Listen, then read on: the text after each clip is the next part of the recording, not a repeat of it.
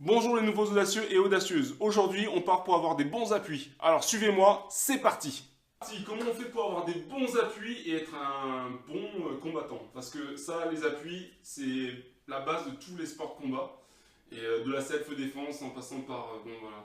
Moi, j'ai commencé par la boxe. Donc, moi, j'ai beaucoup travaillé mon jeu de jambes pour être... Enfin, j'étais fan de Mohamed Ali. Donc, vraiment, le jeu de jambes, j'ai fait beaucoup de shadow pour avoir un bon jeu de jambes. Donc tout part du bassin. Votre bassin, il doit être flexible, mais tout en étant rigide. Alors ouais, je sais que c'est un peu paradoxal ce que je vous dis, mais c'est vraiment ce qu'il faut rechercher. Il doit être flexible en étant rigide en même temps. Donc la position de base, on va commencer par la traditionnelle. Donc une jambe, la jambe gauche légèrement avancée, hauteur d'épaule, la jambe droite légèrement en retrait, et là, on est dans la position de base. D'accord? On doit toujours respecter cette position de base. Qu'on aille devant, derrière, qu'on aille sur le côté. Toujours la même position, je suis toujours pareil. Et pourtant, je suis allé à droite, à gauche, devant, derrière. D'accord? Pareil pour ce côté. La même chose. La jambe droite, elle est légèrement en avant. La jambe gauche, légèrement en arrière. Hauteur d'épaule. Ça ne bouge pas. D'accord? Ça reste toujours hauteur d'épaule. On privilégie celle-là parce qu'elle faut de ce côté.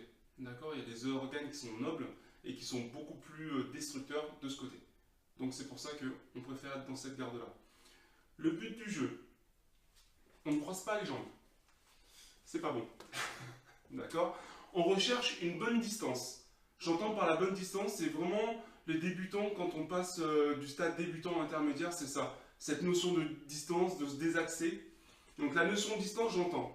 Savoir à quelle distance je peux le toucher avec mes jambes. Savoir à quelle distance je peux le toucher avec mes poings. Savoir à quelle distance je peux le toucher avec mes coudes. Et savoir à quelle distance je peux le toucher avec un coup de tête. D'accord? Ça, c'est des distances que vous allez devoir connaître et ressentir. Et c'est avec la pratique que vous allez les ressentir. Donc, si on résume, on va devoir rester comme ça, se déplacer à droite, à gauche, d'accord, devant, derrière, et tout en, dès que vous voulez donner un coup, il va falloir s'arrêter. Donc, arrêtez ce mouvement de déplacement où ce mouvement vous permet d'avancer et reculer par rapport à l'adversaire ou à votre agression, d'accord. Et donc, on s'arrête, on s'ancre au sol, d'accord, on s'arrête, et là, on va donner un coup, et la puissance va partir des hanches, d'accord. Bam! On bouge, on s'arrête, bam! D'accord? On bouge, on s'arrête, bam! C'est un exemple. Ça peut être le coup de poing droit, ou ça peut être le coup de poing gauche, d'accord? Ou autre chose. Mais l'important, c'est vous allez bouger et vous allez devoir vous arrêter pour pouvoir donner ce coup. Donc vous devez être à l'aise à droite, comme à gauche. D'accord? C'est la même chose. Et je peux donner un coup exactement de la même façon. Et pareil pour les jambes. D'accord? Comme vous avez vu, je ne saute pas haut. D'accord? C'est un petit saut. Au départ même, vous pouvez que vous entraîner à, voilà, à garder votre pied comme ça. Mais ça vous permet vraiment d'être très très mobile. Alors pour pouvoir travailler ça, corde à sauter et... Si vous voulez, je mets la chanson en bas dans les commentaires, il n'y a pas de souci. Donc corde à sauter, il faut en bouffer un maximum et beaucoup de shadowboxing. Donc j'entends par shadowboxing, vous mettez de la musique que vous aimez et là on bouge.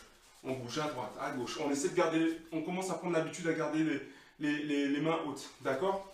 On les colle là sur le visage, on colle les coudes et là on danse. D'accord? 3-1, c'est le meilleur. Si on a inventé des rounds de 3-1, c'est pas pour rien. C'est un très bon temps au niveau de l'os. Ça va développer votre endurance. D'accord? Je vous dis beaucoup d'accord parce que je suis je suis un peu essoufflé. Donc voilà, je résume. On ne croise pas les jambes, on travaille les deux gardes à droite, à gauche, on ne saute pas trop haut, on fait beaucoup de shadow boxing, du 3-1.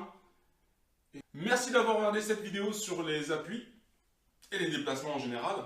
C'est vraiment une base très importante dans tous les sports comme je vous l'ai dit au début. Si vous avez apprécié la vidéo, n'oubliez pas de la liker. Vous pouvez également vous abonner à la chaîne Ceinture Blanche et vous pouvez aller voir le blog en complément Ceinture Blanche également. C'est pas difficile à retenir. Et je vous dis à la prochaine vidéo. Et comme je le dis à chaque fin de vidéo, de l'autre l'audace, encore l'audace, et à bientôt.